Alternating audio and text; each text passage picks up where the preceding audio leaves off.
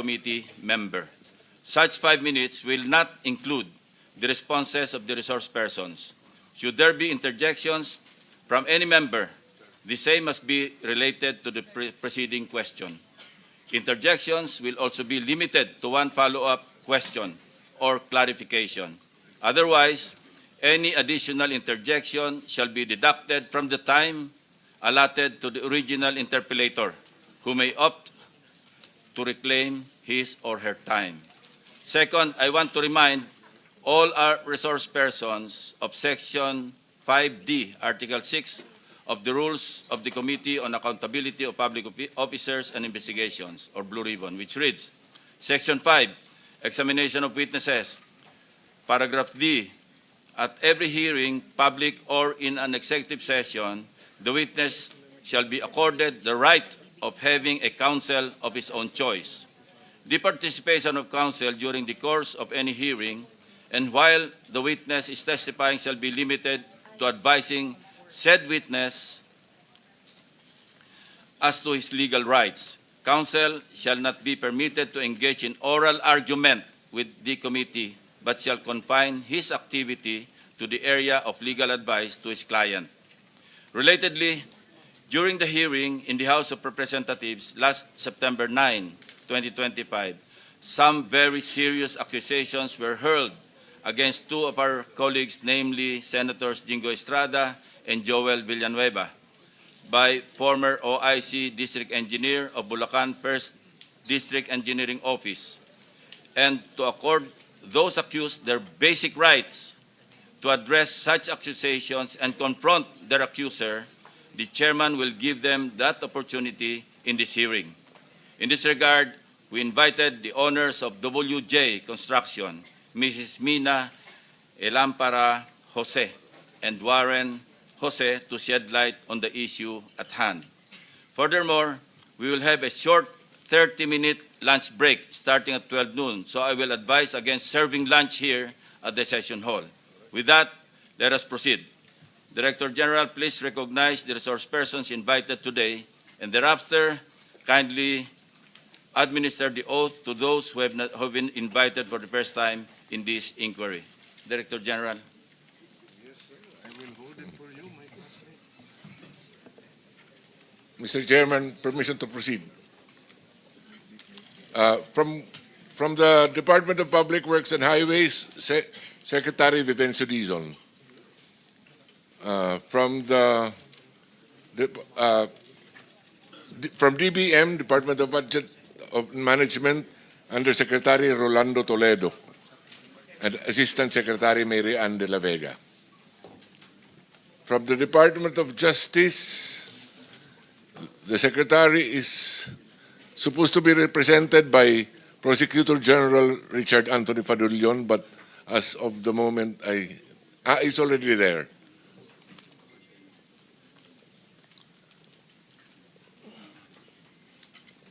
From the PAGCOR, they are represented by Assistant Vice President for Gaming, Licensing and Development Department. Also, Attorney Matthew David. From the BIR, we have Assistant Commissioner James Roldan. From the Land Transportation Office, Assistant Secretary Vigor Mendoza II. From the Philippine Contractors Accreditation Board, Dr. Pericles Dakay. Engineer Arthur N. Escalante and Engineer Ernie Bagaw, both from PICAP. Of the contractors, we have Mr. Mark Alan Arevalo, Wawaw Builders, Sally Santos, SYMS Construction Trading, Robert Imperio, IM Construction, Mina Elamparo Jose, WJ Construction, Pacifico Discaya, St. Gerard General Contractor Development Corporation.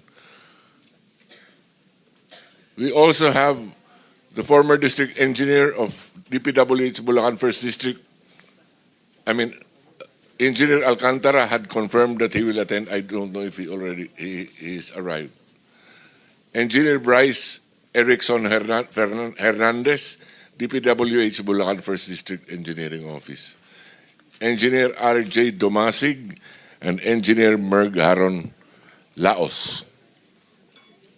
Undersecretary, been given a note that Undersecretary Janet Abwell from DBM is also here. That is all, Your Honor. Mr. Chair, I will ask. Mr. Chair, For a while, Okay. we will just administer the oath to those For have those who are attended. here for the first time, can please stand and raise your right hand?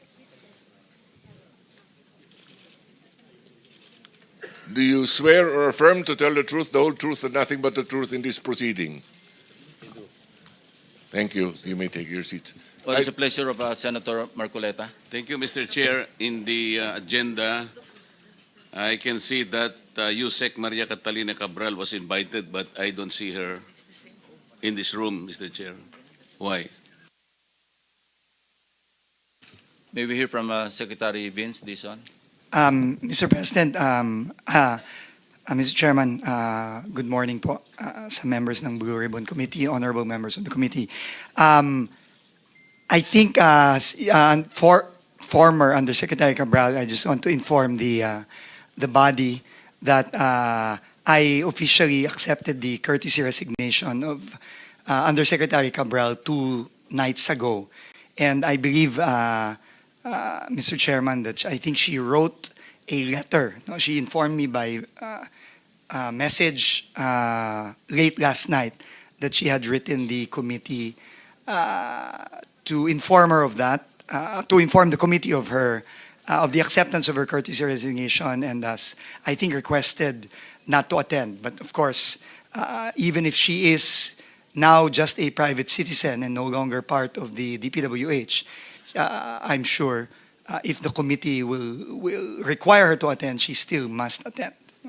But now no longer as a official of DPWH, but as a private citizen. Thank you, Secretary Dizon, for the information. Mr. Chair, I don't think her resignation will shield her from her responsibility. There are personal questions that we need to ask her.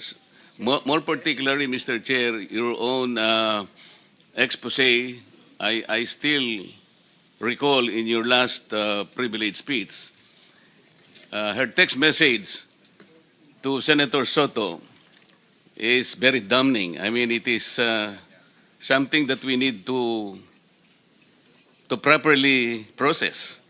It is something that is probably within the heart of the system of DPWH.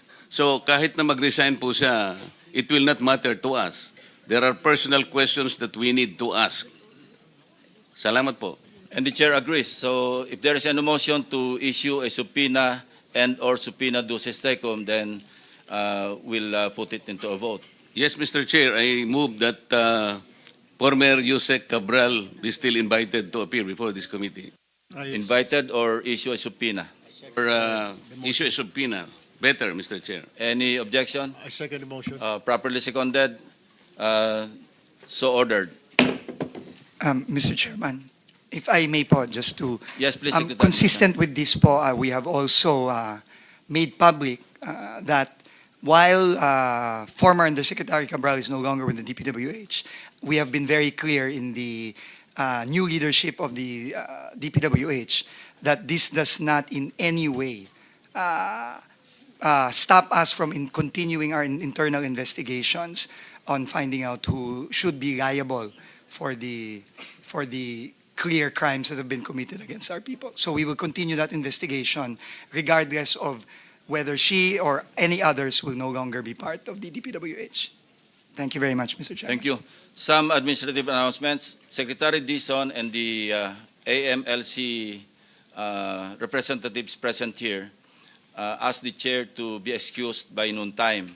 So if there are questions that will be addressed to them, kindly ask the questions before 12 noon. Thank you very much. So Senator Pangilinan is recognized. Mr. President, I just conferred with the Vice Chairman. We are exchanging slots. He will go first and then I will follow. Chairman of the committee is recognized. Thank you, Mr. Chairman. As Vice Chairman of this committee, let me state at the outset, this investigation would not have been necessary had the concerned agencies simply did their job. The truth is, they did not. What we see is negligence, if not outright complicity, that allowed this flood control anomaly to thrive. Nobody lifted a finger. Nobody fulfilled their mandate. Nobody cared. As if corruption has already become the norm in this country. Or is it not? Is it? Is corruption normal in this country? This is what this hearing is all about, to come up with a law so this will never ever happen again. Let me start with the GPBB. Are you here? The Government Procurement Policy Board? Can you come forward, please? I have some questions for you. Yes, please kindly come forward and take your seats. Na-administer na sila.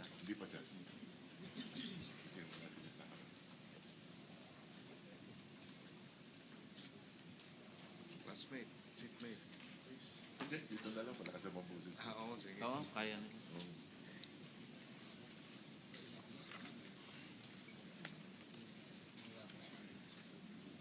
And also, do we have the representative from the Bureau of Internal Revenue here? Committee Secretary, Yes, Mr. Chair. thank you.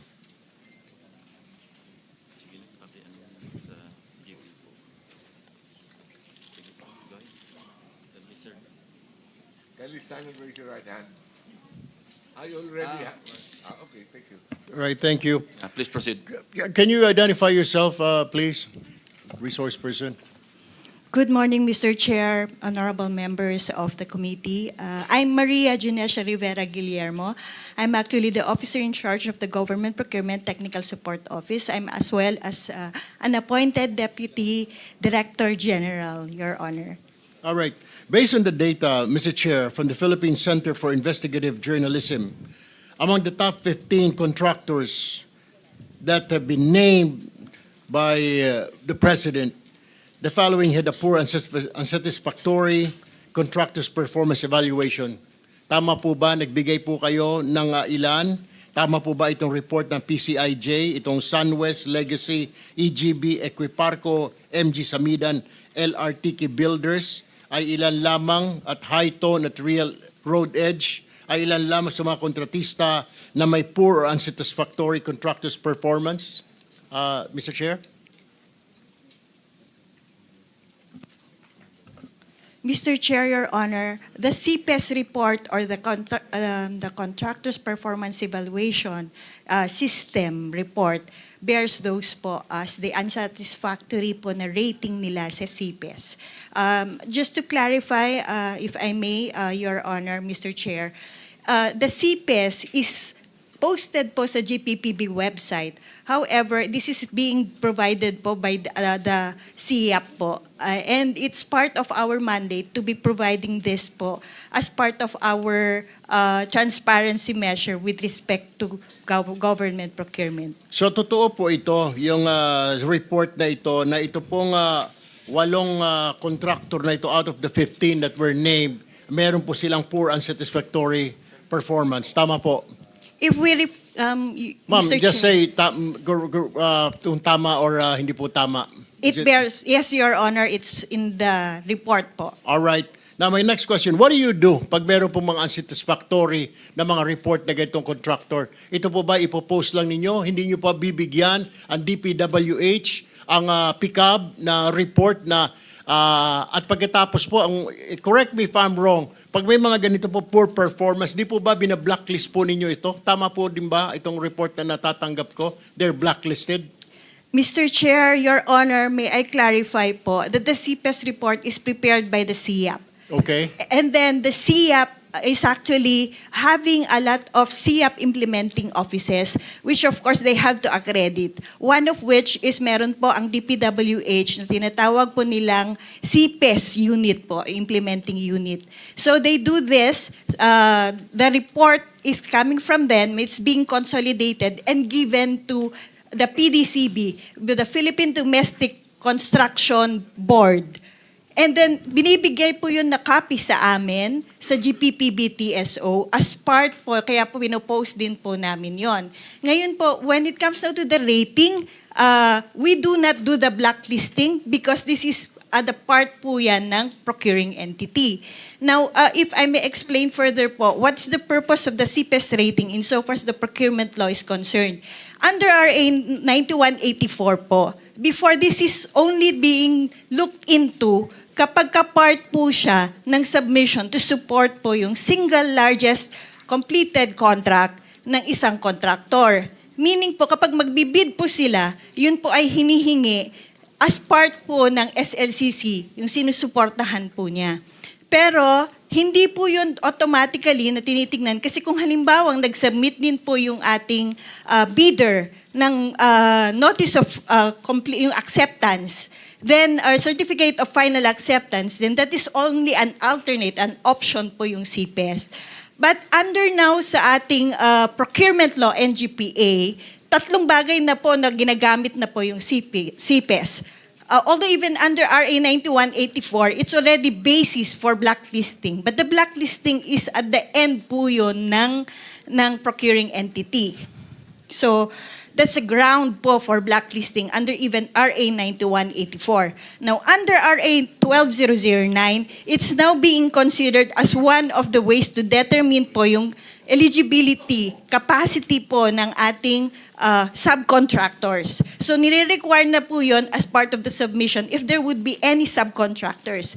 Number 2 is the same pa rin po as supporting document din po siya ng single largest completed contract, pero hindi po siya yung automatically, option po siya. Kasi kung nakapag-provide naman po yung ating yung bidder for that project ng kanyang certificate of final acceptance, then they are able to no longer look into the CPES. Pero third, which is also very strengthened under RA 12009, is the requirement na yung CPES po could be the basis for blacklisting. But as I would emphasize, it's not GPPB Technical Support Office nor even our GPPB who's doing the blacklisting, Your Honor, Mr. Chair. So kayo nga ang nagba-blacklisting.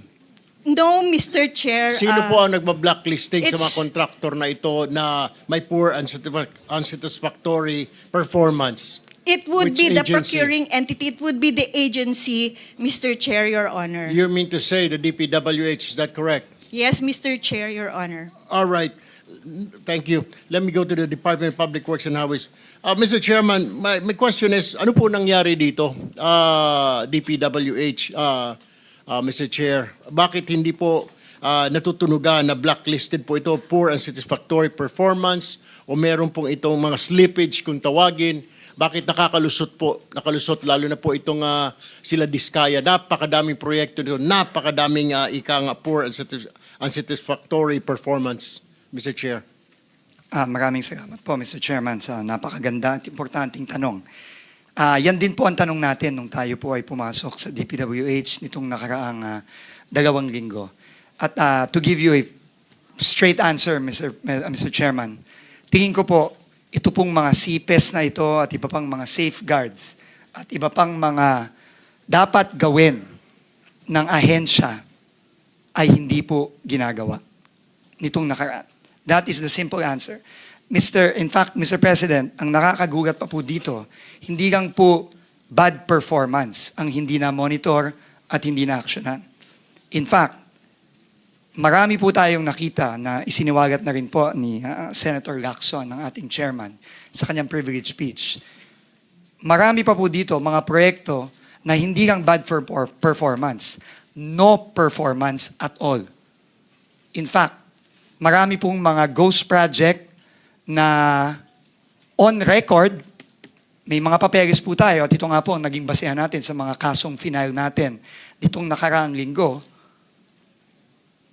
na kahit na ang term ng kontrata, for example, 250, 300 days, lumalabas po sa mga papeles, miraculously, natapos po kuno itong mga proyektong to at nabayaran po itong ibang mga contractor dito within months.